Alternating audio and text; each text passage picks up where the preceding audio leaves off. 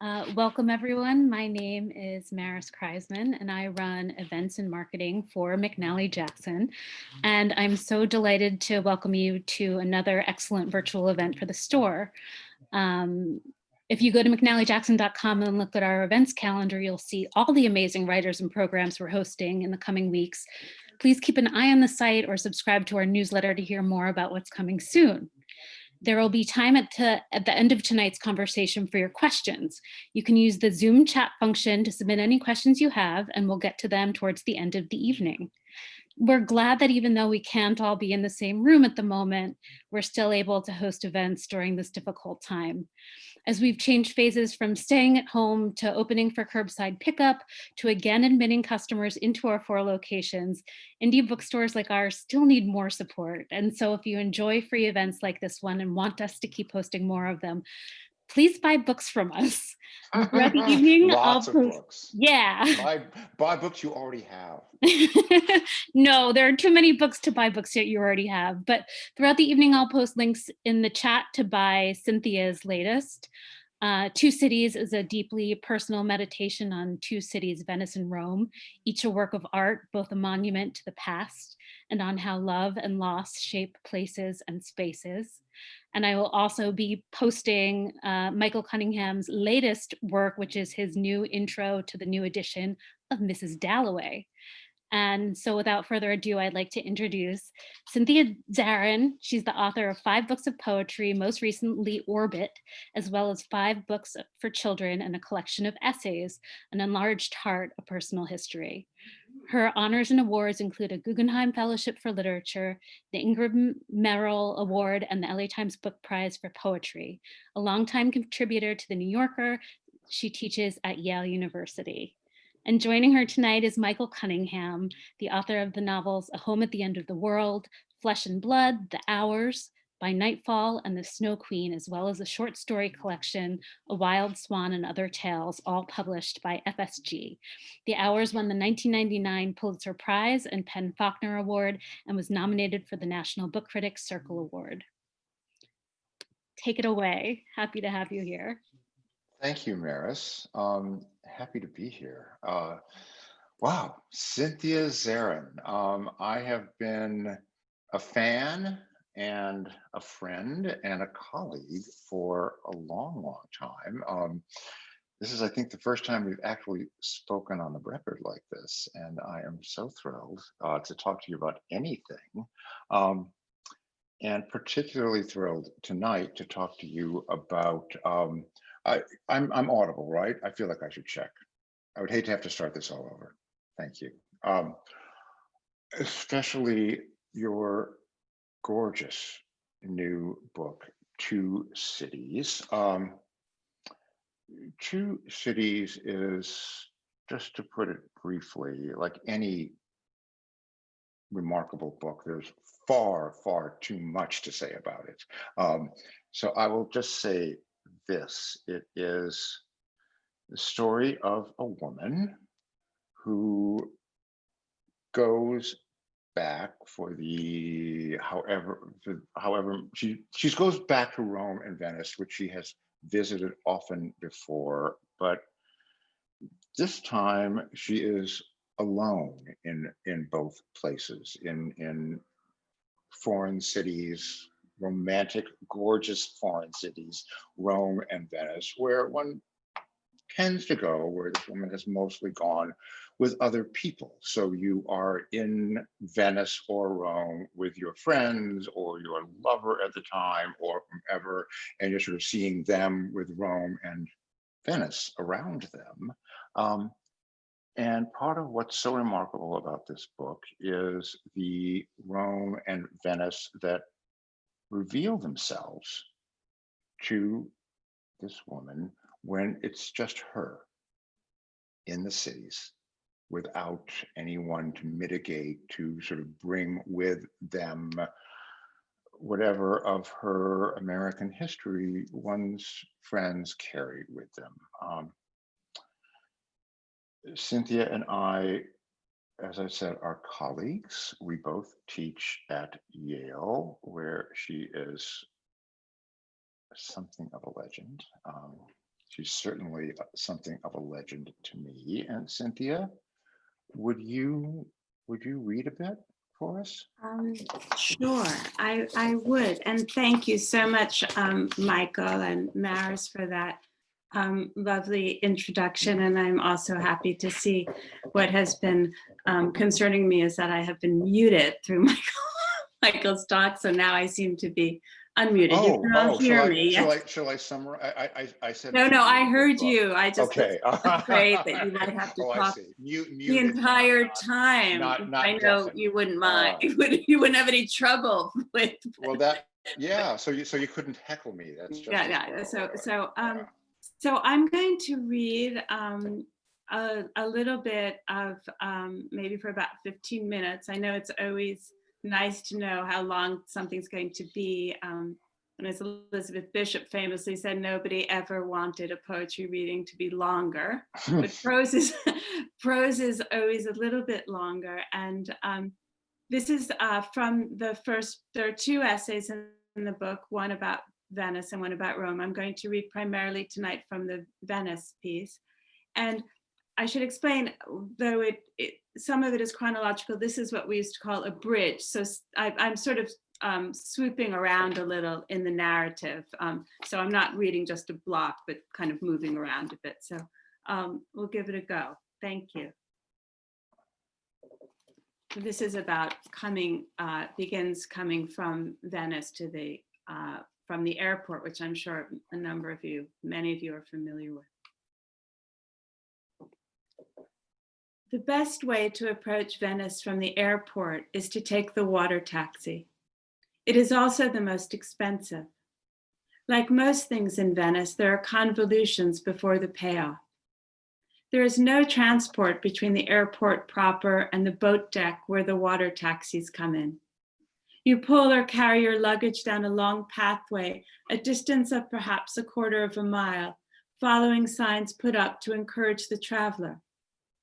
This is the last direct route to Venice, the last walk on which not to get lost. At the dock, Manolo, the director of water traffic, talks endlessly into his cell phone, gesticulating about what seems to be nothing at all. He is a handsome man, taller than most Venetians, and indeed he is not from Venice, but from Naples. The company's logo is a winged gold lion, the symbol of Venice's patron saint, the Apostle Mark, who appears to the prophet Ezekiel as a lion with wings. The lion is often depicted over water to show dominance over the seas. The story of the winged lion is a fairy tale of guilt and chicanery. In the 9th century, 3 avid Venetians removed the body of Saint Mark from his tomb in Alexandria.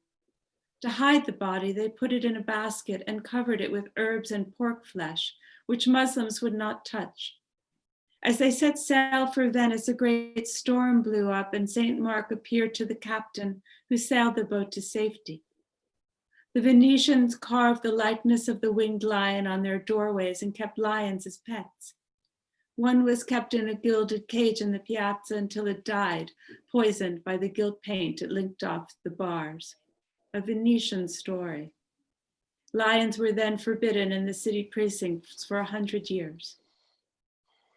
After a long wait, water taxis arrive and passengers board the boats in no discernible order.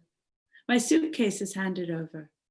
The lagoon straightens itself out briefly to a funnel as it passes San Michele, the island of the dead. The boatman knows everyone on the waterway. He raises his hand in greeting to each boat as we pass. He is solicitous. If it is too windy, I can go in the cabin. It is windy, but I have wound a scarf around my head. He nods, satisfied. We pass through the fog and then all at once it is there, the Grand Canal, beautiful and absurd. Can there really be gondolas? There are. A little boy waves from the window of a vaporetto, a boy who looks exactly like the son who belongs to Bronzino, looking in the mirror, whom I've left behind. The boy keeps waving madly all the way until the taxi turns into the landing of the hotel on the Rio di San Trovato, right before the Ponte Accademia. For a moment, it is all light and water. At the hotel, the hanging geraniums are violet, red, and pink. There is a little step down to the concierge desk, but despite the warning sign, I trip. Everyone trips. The pensione is like the water taxi, like Venice, beautiful and impossible. In the garden, bougainvillea hangs over a glider. A waiter brings you delicious snacks with your evening drink. And at breakfast, there is melon, the color of a sunset.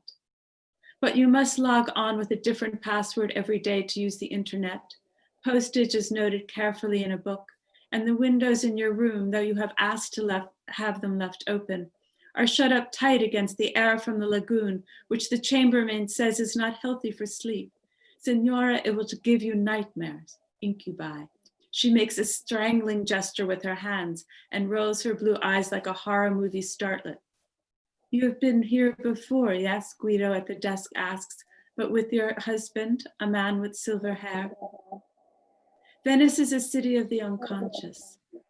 Joseph Brodsky, who was buried on San Michele, wrote, I felt I'd stepped into my own self-portrait in the cold air. In maps of the brain, the central cortex is shaped like Venice. The amygdala, the locus of emotion and fear, is the quarter of the search of Santi Giovanni and Paolo.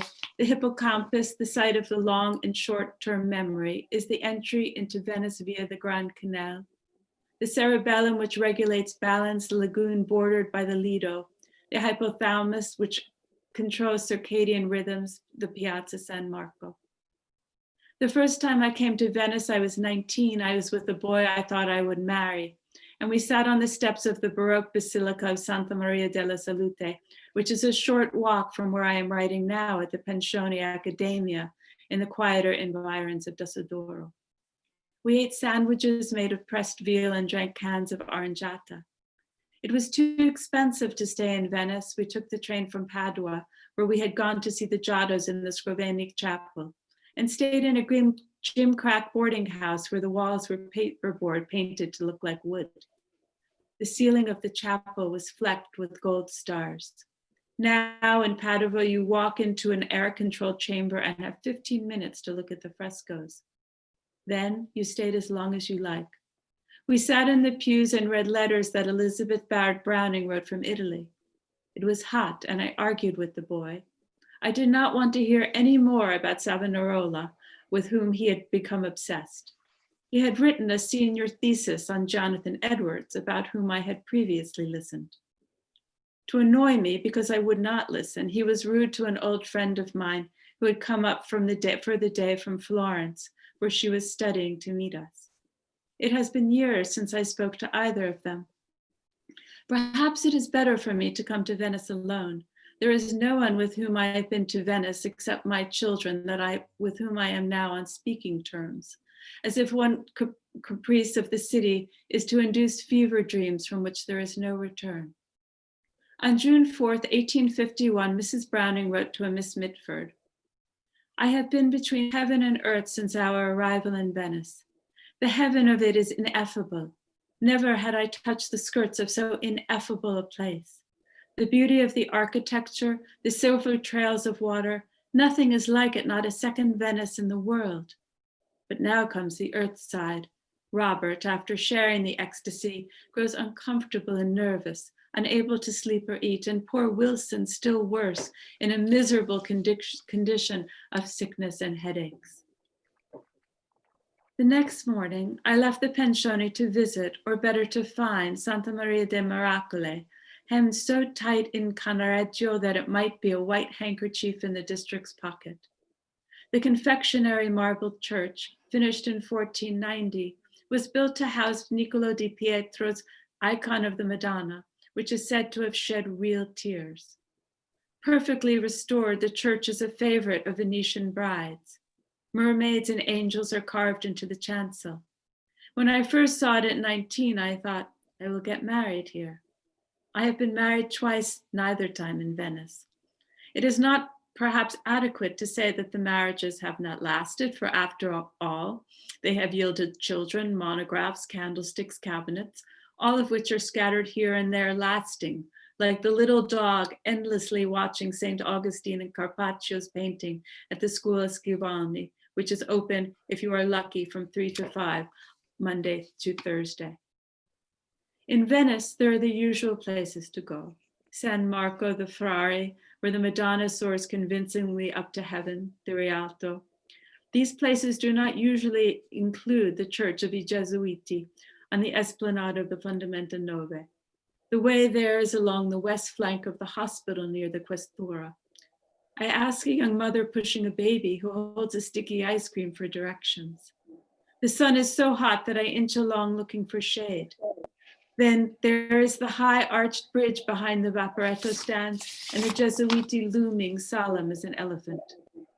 The first time I came here, I was sick, and the sacristan found me a place in the back where there was cool water and I could put my face in my hands. Today, heat gleams on the steps. Inside, it is quiet. I am the only person on earth in the church. How can it be? The floor, which is made of black and white marble, a geometric pattern not quite classical, is uneven and undulates beneath the pews. The interior is entirely black and white, Jesuitical. When I look up, I am amazed to find that the curtains over the pulpit, which I had always thought were huge swags of black and white figured velvet, are in fact marble carved to look like velvet. On the way to the Campo, I find a shop where years ago I bought a gold bracelet that I later lost in New York at the movies. The proprietor, older, is seated in exactly the same place behind the glass counter filled with junk. Is there another bracelet? No. She shows me an extraordinarily ugly opal ring, which I consider buying.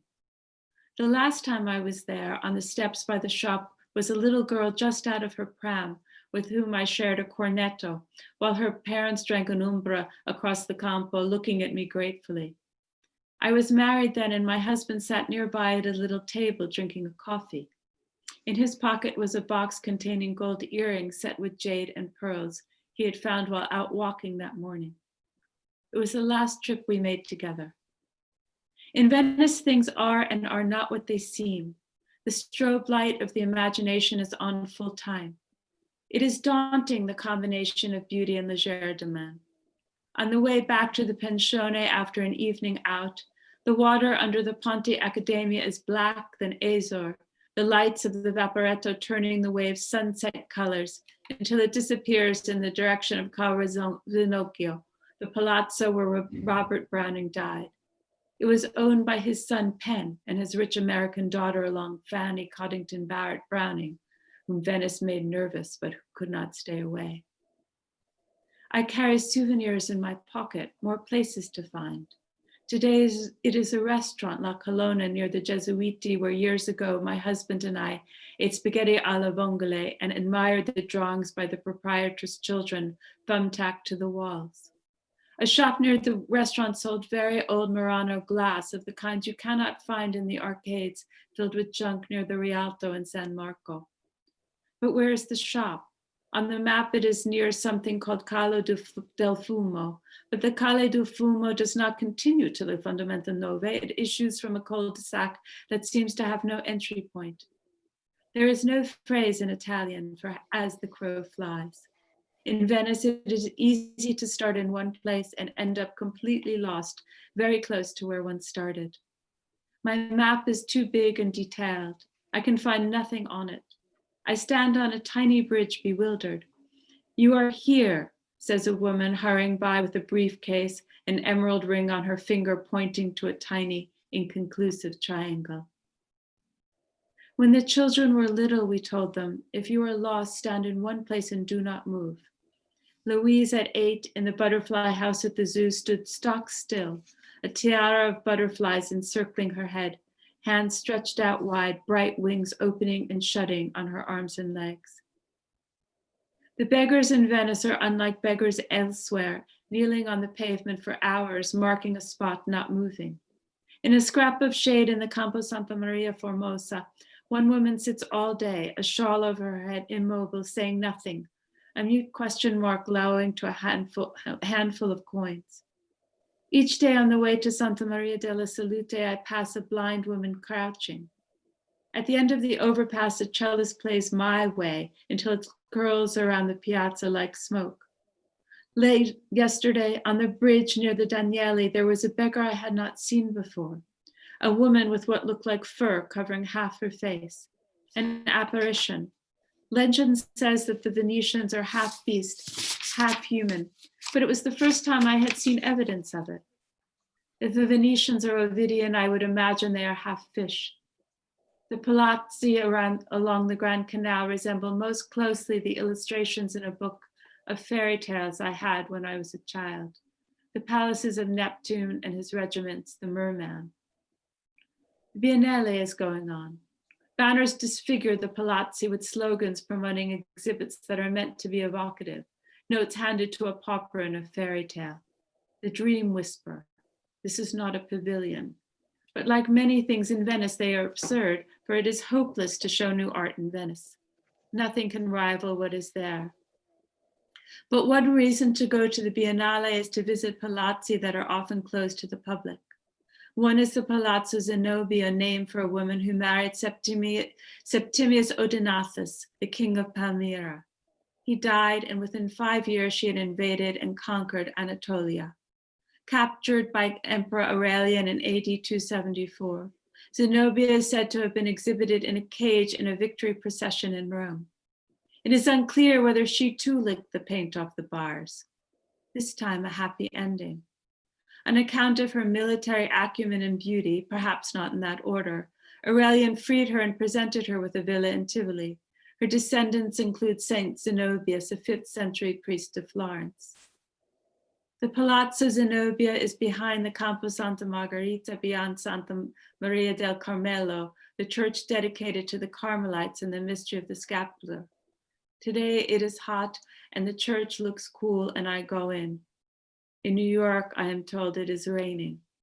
2 marble staircases mount to a 2nd floor where in one corner there is a painting representing harried Prudence, who holds a mirror pointing to the sun. A serpent has coiled itself around her waist. I am struggling to read the Italian. This Prudence is of 2 minds. To be prudent, she must first admit temptation. Is that it? Beyond the Campo, the deserted Calle ends at the Palazzo and a lawn overgrown with weeds. A cooking fire has left char marks on the grass. One wing houses the Armenian Pavilion, which shows a slow-running video in which a person playing Lenin appears. On an explanatory placard, the curator has written, "Loss of relevance of the future at one stage of life, leaving creative residue." The letters curl around my neck, a noose or Prudence's serpent biting its own tail. But the Palazzo's own stupendous hall of mirrors confounds. A gallery of reflections, each 20 feet tall, as if they held the gaze of all the people who have looked into the wavy glass here in Venice, hoping to find their own spirit level. Thank you. Oh, thank you. Thank you. That was beautiful. Wow. Cynthia, one of the great things about being in my position tonight is I get to ask you some of the irritating questions I would never ask you if it was just us at dinner. But these, well, I thought we decided what we were going to talk about, Michael. Oh, no. I have a whole raft of surprise questions for you. Oh, great. Yeah, starting with day into evening, and no. This is something that is, this is something that always interests me, and something I always want to ask of every writer I admire, but feel a little shy about it outside of a context like this, which is simply, where did this book come from?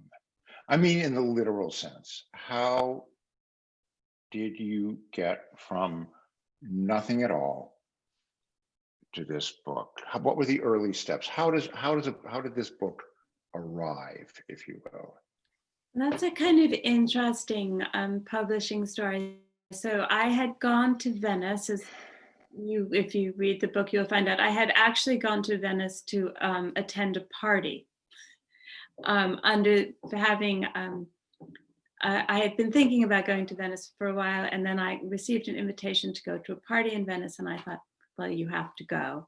And it was a party in honor of, I can't remember an anniversary of Joseph Brodsky's death.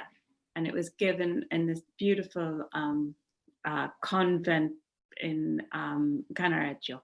Anyway, I decided that I would go. And so I had I went early so I would have a little time. And then the people who were also coming that I knew to the party, and we were all going to meet up. So I had a number of days by myself, and I had never been in Venice by myself before. So, and I think I was a little lonely. And so I sat in the grand sort of living salon of this hotel, which I had been to before. And I started to write down what I did every day. And I wrote down what I was thinking and feeling and what I was looking at. And I kept writing. And then when I came home, I edited it. And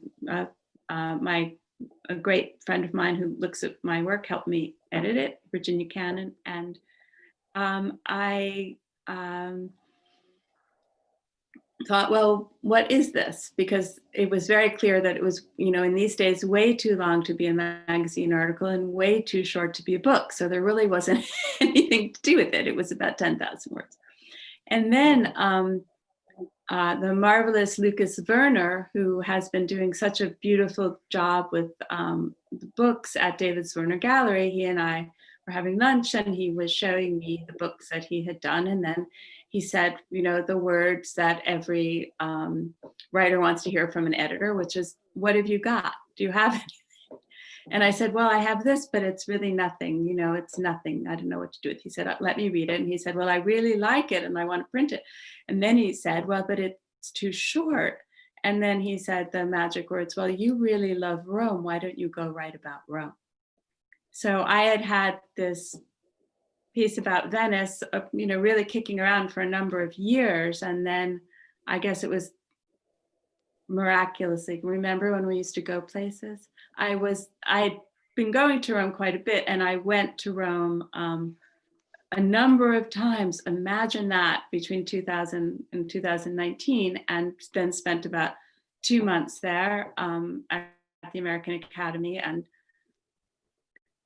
I wrote down what I was doing every day, but then came home and wrote the book, but realized that it was really about more, not just about my one I wasn't going to write about 2 months, and that it was about the history of Rome and walking through Rome and so forth, which I have to say was extremely difficult, because one certainly feels very strongly that one is not the first person to write about Rome and where to start.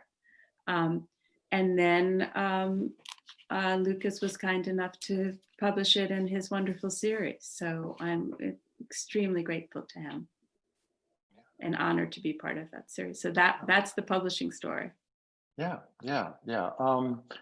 One more question along these lines. Joan Didion said, once you've written the first line of a novel, you've got the novel, which of course she did not mean literally, but as I understand it, what she meant was, whether it's the first line or some other line, the first big question is, how do I write this? What's its point of view? What's its tone? What is its vocabulary? In what version of English, for those of us who write in English, will this be written? What is its argot, if you will? Could you talk a little about that? Well, I think that's sort of a two-part question, and it is. It's a 15 or 1,000-part question. But I think both, they started differently because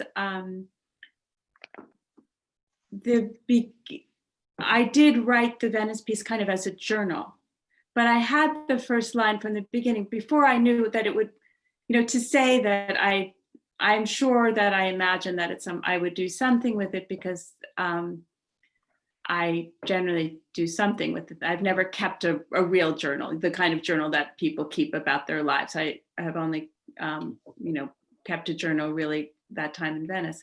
And the first sentence of it was at something like, and I think it's still the first sentence of the book, in the first place I went at the wrong time. So the whole Venice piece is was really about what am I doing here, and how am I connected to the life I've left behind in New York. And there's a lot in the book about even we start here at the water taxis, but I start on the phone pretty much deciding whether or not to go at all. So there's a lot of what am I doing here and what am I looking at? And then the figure of the Prudence, which I mentioned in the reading, figures quite large in the essay about what kind of decisions what are you making about your life. And I found it quite extraordinary. There's part of the book is set on San Michele at the Island of the Dead, and to see the tombstones of people who came from other places really in order to die in Venice, and who made these huge decisions to live in Venice, which is of course not a particularly practical decision, but a beautiful one. So in that case, I had that first line. The Rome essay was quite different because I really didn't know what to do. And I had been carrying around for years a wonderful book by Elizabeth Bowen called A Time in Rome. And I was quite influenced by that book, and I didn't know how to get rid of it. So I thought, well, just don't get rid of it. So the first line of that book is to begin where she left off. And I write my way out of Bowen's experience and keep coming back to it. So it's a book which is very much dominated in some ways in my conversation with another writer whose life in some ways, whose preoccupations, let's say, mirror mine. So that was, but when you ask about the voice, and you and I have talked about this for years, is the person who's speaking in the book me, or is it the person who is writing the book and thinking about a slightly fictionalized version of oneself who moves through a landscape? And certainly in Venice is, I think, the thrust of the book is perhaps more personal. It's more happening right in the moment. And in the Rome section, I am more a person who is moving through time and thinking, as Bowen did, that every person who comes to Rome, whether it's me or you or anybody, becomes part of the history of Rome. Yeah. So does that answer, or at least wind around your question, Michael? Winds beautifully around my question. Just a little more about autobiography. This book is certainly more autobiographical than some, and I have found that for many of us who write fiction, our least favorite question, and possibly ironically, the most popular question, is how much of this is autobiographical? The implication being, how much of this can I believe because it really happened, and how much of this is just shit you invented that can't be true? Which I'm not sure if I would never ask you that question. Of course you wouldn't. No, I wouldn't. Well, and fortunately, I don't have. Well, anyway.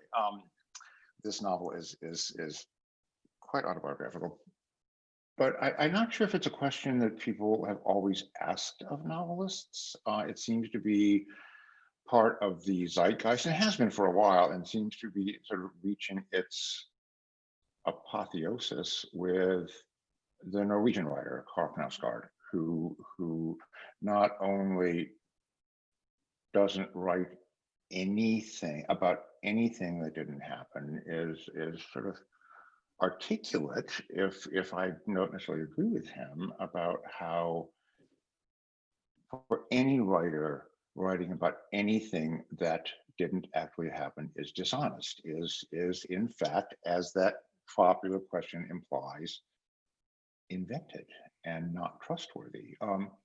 Would you talk a little bit about that? Well, I'm not a fiction writer, exactly. With that caveat, I see some of my colleagues nodding on the Zoom. That in this book is a nonfiction book to its extent. I mean, Michael, you and I have talked about when we say, is something fiction or not fiction, and the way we think about our own lives and we organize them into narratives, even if we're not writers. Is it exactly true? Someone else might have a different version of that story that you're telling. And certainly you mentioned Didion, and she talks quite a lot about that. Is how did something really happen and how did we remember this? Now, these things aren't about my deep childhood, really. I mean, I think going back to when I was in college. So everything that I've written about in these books, in these two essays, actually happened in the moment. Either the little girl in the Rome section does wear a blue dress one day, she does dance in a yellow dress another day. I didn't make anything up. I was trained as a journalist, but whether or not given a different day or a different mood, I would have found different things to write about, or I will come back and I'm sure write about Rome and Venice again, and that may be completely different.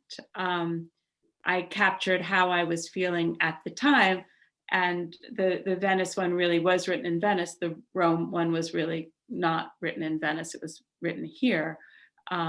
But I was collating all the things, all the notes I made and so forth. So who knows about those choices? I would say, in this case, I would say this is autobiographical in that most sort of pedestrian sense. In that I didn't make up any. The woman with the half fur on her face is a real person, not a figment of my imagination. I am that woman. One more question, and then I'm going to hope to persuade you to read just a little bit from the Rome section, and then I think we very much want to talk to the lovely people who've come. But I feel like I can't let this one go. You and I were just talking about it the other day. These are extremely difficult times, and what's going on in the world can, if we let it, sort of dwarf whatever we're doing. I'm sure some of us here are writers. I'm sure some of us here are doing other things and may be struggling similarly with a sense of trying to do what you do in the face of this enormity, these multiple enormities. I would love it if you would talk a little bit about that. About our time. About continue. Well, what we were saying, if I may quote you from the other night, no. was, it's never been quite this challenging in my lifetime to really believe that, for me, a novel is worth writing. That we need. In theory, I believe that, and in practice, some days I do, and some days I don't, and I do continue. But it's never been. I've always felt like I'm up against my own limitations as a writer, and not so much up against this sense that the world needs so much, and maybe not this right now. I do not believe that deeply, but I flirt with it. I'm sure I'm not alone. You know what I mean? Yeah. And I certainly think it's something our students have been grappling with. What's the point when there's so much going on? That certain stories are more important than others now, and so forth. And to some degree, that's true. There are things that we need to hear that we haven't listened to, and we need to hear them well, and we need to keep hearing them. I do agree with another colleague of ours, Louise Glick, who said in her Nobel speech that poetry is the single voice, questioning and thinking and observing. And I think that we have seen during these last, if I may say so, years and months and days, that there's nothing really more important than the truth.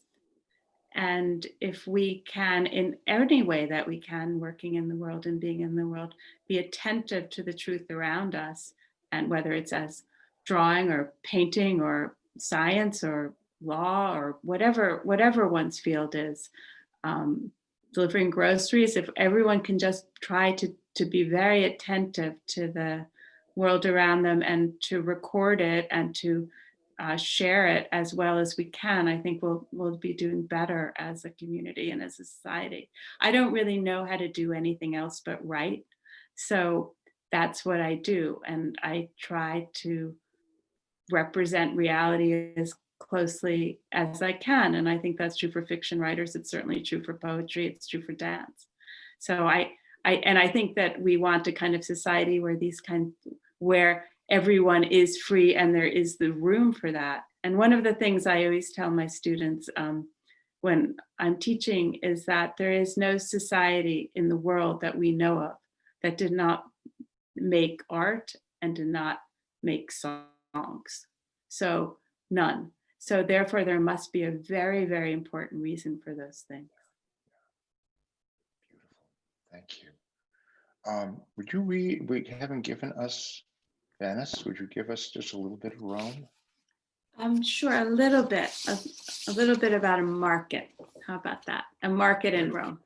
And then we'll hopefully hear from, if you all have some questions or comments.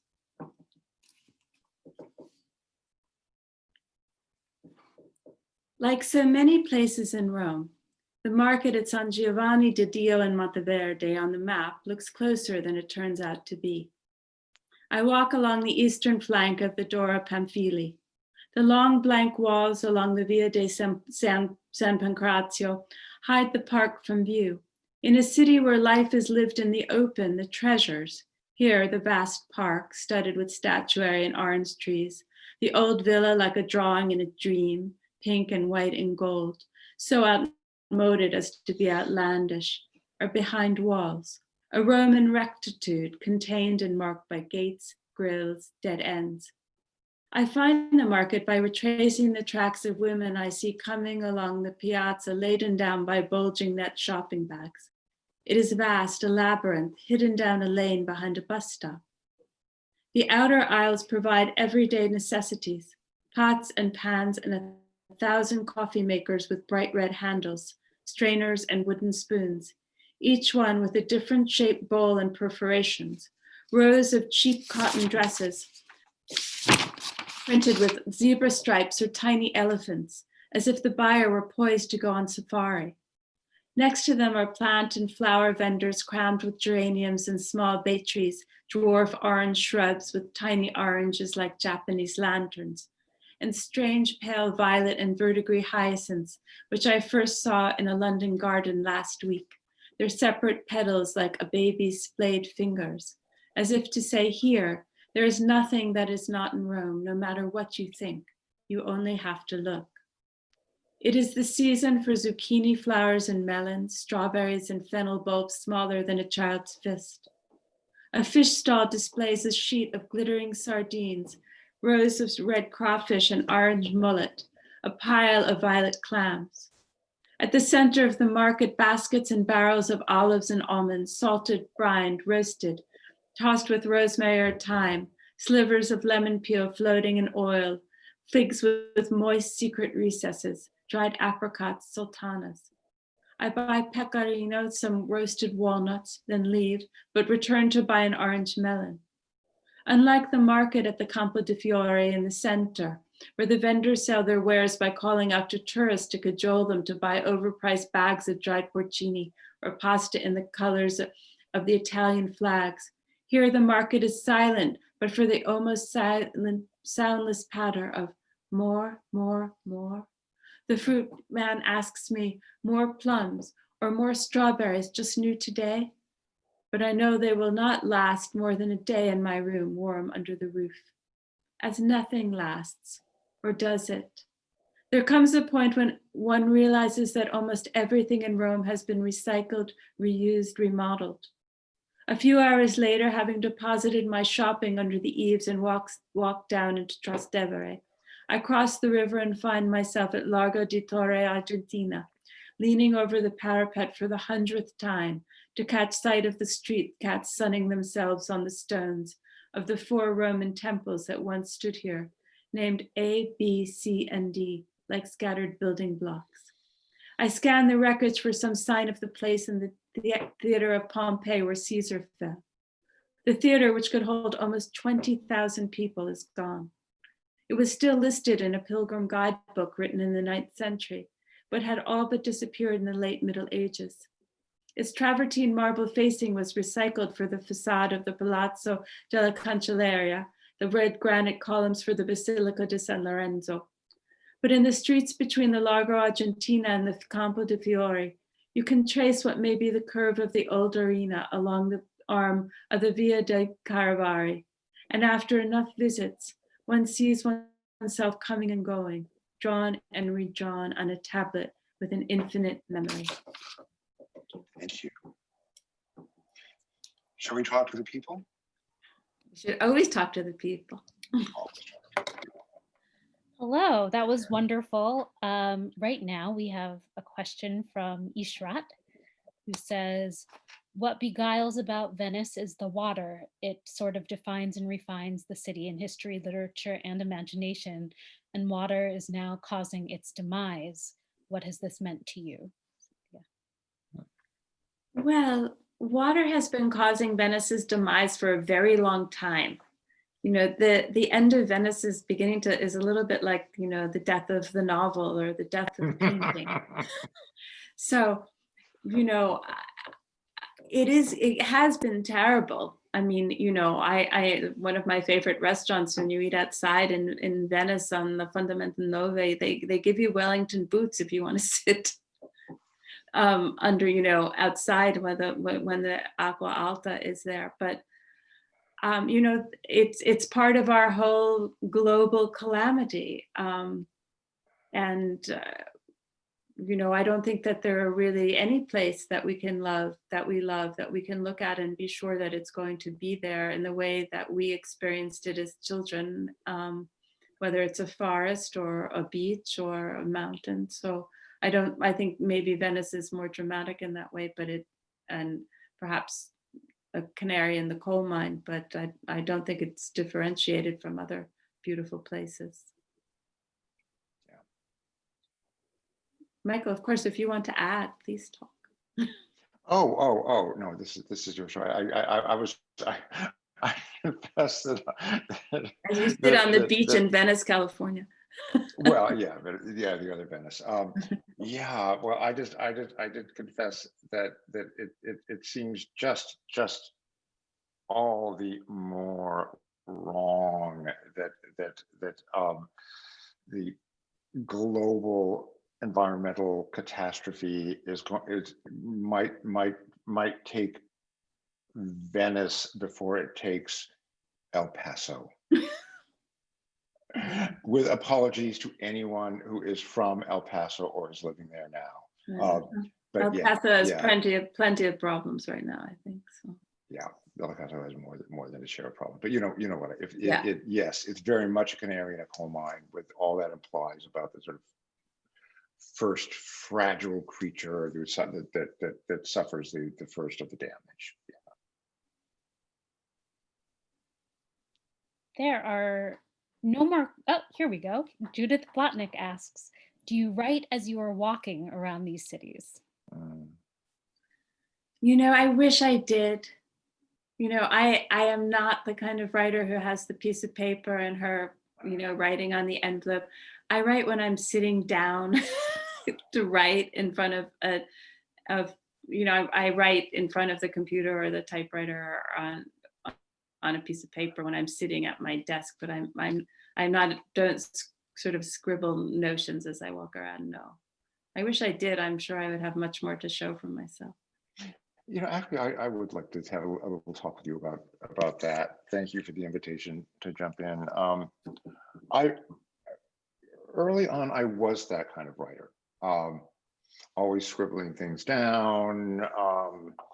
You know, fairly irritating, in that I would. Oh, wait a minute, that's really good. And write it on a cocktail napkin. Can I use that? You know, oh Yeah, right. So, No, I guess I did that when I was young. well, You many never of can us did. find them afterwards. You never can find them, and they're not that good. But I think more to the point, I realized after a while that I had begun to live in a world that for me was entirely about that which was material and that which was not. And that it would actually be better for me. I might have fewer words at the end of the day, but it would be better for me to actually put that away when I'm out in the world, to actually just let it in and then go home and try to sort it out so that I am differently present at least part of the time. And I just have to add this great thing Michael Chabon said in a talk. I think he may have written it as well. I find this really interesting. He said that, suggested that we consider ceasing to text or check our emails during those blank periods, like waiting in line at the supermarket or waiting at the dentist's office. And that had never occurred to me. I'm always like, the minute there's nothing commanding my attention. And as Michael pointed out, that means you kind of live going from event to event, and you skip the connective tissue. And he said, the lovely and brilliant Michael Chabon, consider being attentive to the non-event. Consider being present in the supermarket aisle, in the dentist's office, and consider the possibility that that's part of the big experience of the world. Please. But also, I think certainly I feel this way, and I know many of my friends feel this way, certainly my friends who are writers and artists, is that we benefited a great deal as children from being bored and and just daydreaming and looking out the car window. Remember, we didn't have any phones or games. We just looked out the car window, and we had huge expanses of nothing. And I wonder now. I mean, I certainly require a great deal of staring out the window or staring at the ceiling in order to get something done. And I think, the mind gets very cluttered now with all this stuff. Yeah. Here's to our uncluttered minds. Right. What else do we want to talk about? I think we have a couple of minutes for one more question, if anyone has one. No question. For Michael or for me. Oh, not for me. Question This is Paul. I'm your sidekick. I'm Ed McMahon. You're Oh, right. Yeah, right. Maris, we can't hear you.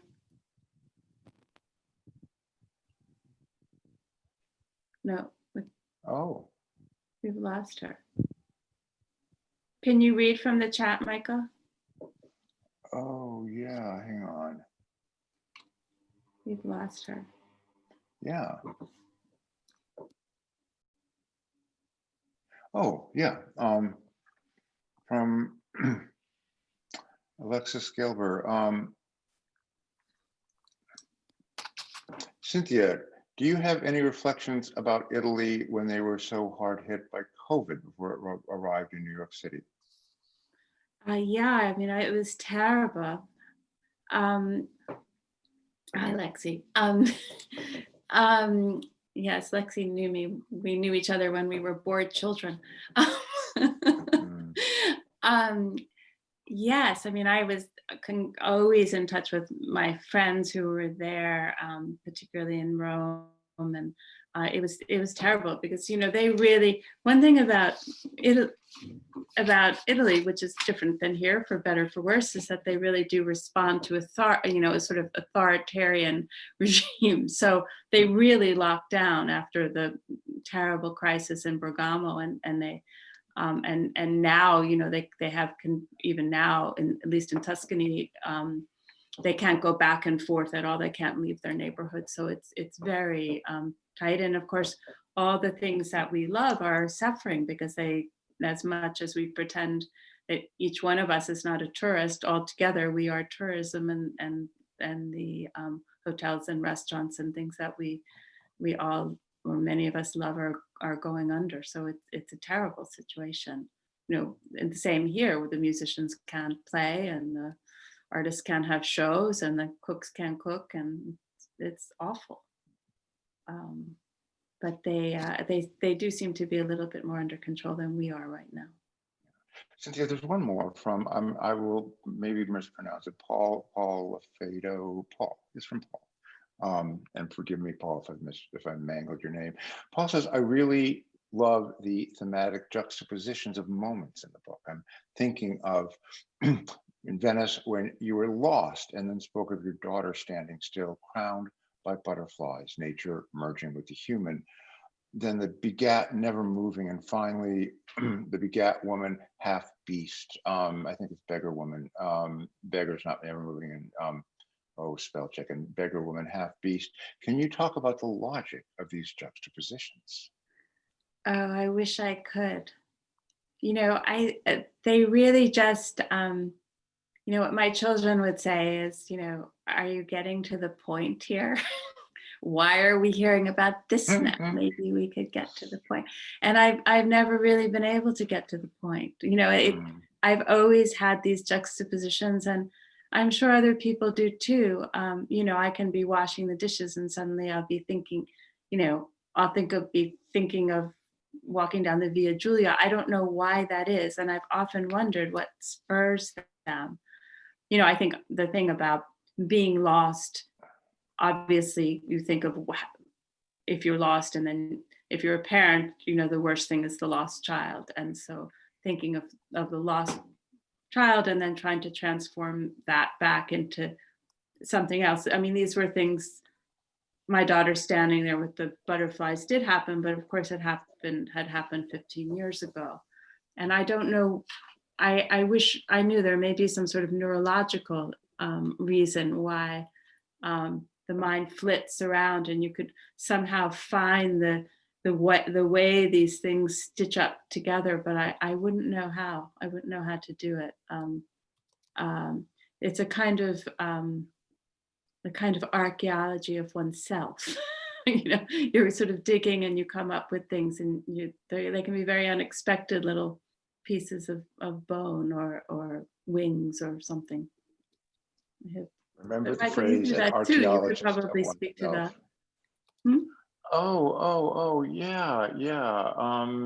Yes, the juxtapositions of images and time are very much intuitive to me in a first draft. And then one of the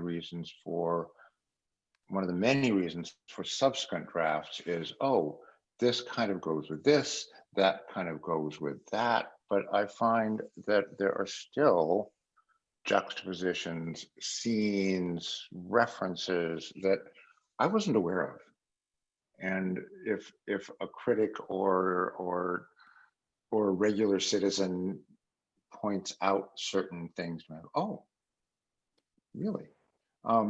Which I don't think means are not there, but I find that for me, writing is a funny sort of constantly tricky balancing act between the conscious and the unconscious, between the planning entity and the entity that refuses plans. I find that as I write, even as I rewrite, if I know too little about what's happening, it's just chaotic. But if I know too much about what's happening, it feels sort of alive/unalive, in the way of a little ballerina coming out of the music box. Yeah, absolutely. No, I never know where I'm going. It could go in any direction, and then once you have a draft, you might try to shore it up. But I feel that even when I try to make those connections, I always end up taking them out because they seem too forced. Right. And even in the fifth draft, there's still some stuff that I think, I don't know, this seemed sort of right, but I don't know. No, I think, there are certainly writers who know what they're doing before they start out. Sure. Perhaps they're like that in real life. I'm not like that in real life either. And but if I knew what I was going to say I wouldn't find it very interesting. I mean, I like to just see what happens. Yeah. That's what's interesting to me. Flannery O'Connor said, how can there be surprises for the reader if there haven't been any for the writer? Absolutely. No. Cynthia, let's close with this. This is from Nan G. Nan says, thanks. This has been a marvelous way to spend an evening in isolation in Canada. It's been a marvelous way for me to spend an evening in isolation in Venice Beach, California. I know. So funny. That's true. Well, thank Cynthia, you. Thank you all, new friends. No, wait, we're not Oh. quite done. Sorry. Well, that we could stop. No, see, I never know when. Cynthia, your writing is beautiful, and it brought back my memories of gorgeous Venice. I get that, and I think maybe, to me, one of the testaments to this book is it brings back memories that I don't have. It brings back memories of places I haven't been, which is, I think, one of the highest of praises you can offer to any book and any writer. Wow. Thank you, Cynthia Zarin. Thank you, everybody. And thank you, Michael. Great. And Maris. Thank you, everybody. Thank you, Maris. Thank you, McNally Jackson. Yes, thank you. And thank you, David Yes. Zwirner and Lucas Zwirner. Yes. Great. Good night, everybody. Good night.